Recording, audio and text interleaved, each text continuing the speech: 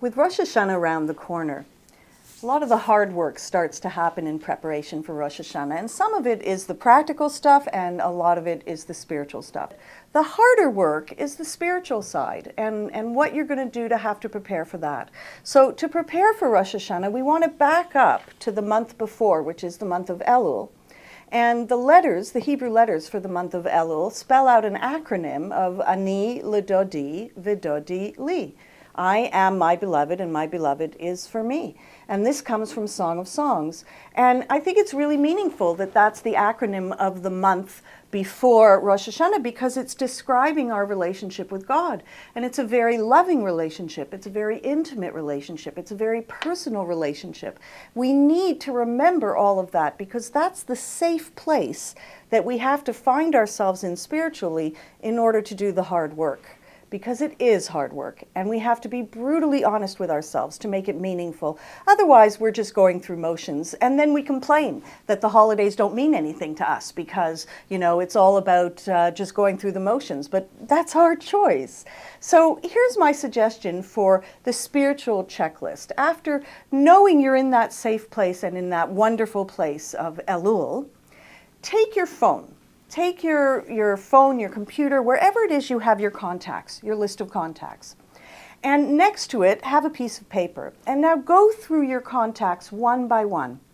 And just look at the name and then think, am I feeling any kind of, I haven't talked to them in a while, or last time we talked it wasn't so good, or even, why are they in my contacts? That I have to clean out my contacts. All of that is good work. It needs to be done in Elul. But whenever you get that inside feeling of discomfort when you're looking at that name, write that name down on the piece of paper and go through all your contacts like that and write down, create a list without analyzing, without going too much into it or figuring out why you're feeling a bit of discomfort. Just write the name down. Then put your phone away. Now take that list of names that you just wrote down and now start to look at that list and start to ask yourself a few questions about why am I feeling uncomfortable. Is it because I should have been in touch and I wasn't in touch? Or is it because the last time I was in touch with them, it didn't go so well? Those are the two questions you want to focus on. And then make a decision with each one. Which of those questions relates to that person? Because you're going to start to notice two things. Number one, you're going to start to notice groupings in and amongst your friends of either you're starting to lose touch with them or your communication with them is not what you thought it was. But the second thing that's going to happen is you're going to start to notice a lot about yourself. And you're going to start to notice patterns about yourself. And why is it that you're starting to lose touch with a certain number of people, that you should have been in touch, but you're not being responsible about it? I'm not talking about the people you're choosing no longer to keep in touch with. I'm talking about the ones you do want in your life. You're just not being responsible about being the friend that stays in touch. Once you've done that, you have all that information.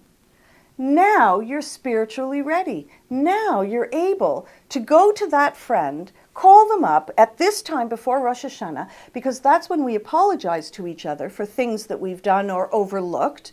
But now you can be specific. And you can say to them, I haven't been in touch with you the way I should be. I know that, and I apologize for that.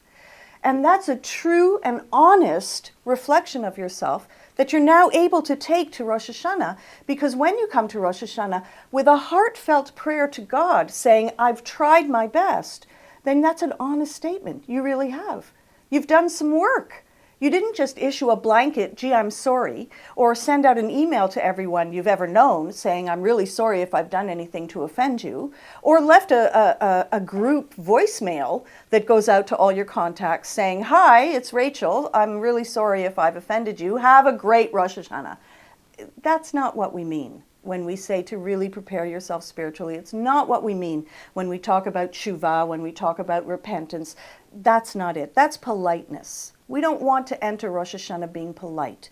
We want to enter Rosh Hashanah with meaningful reflection, spiritual readiness, and an honest attempt at tshuva that we can then take to our prayers during Rosh Hashanah.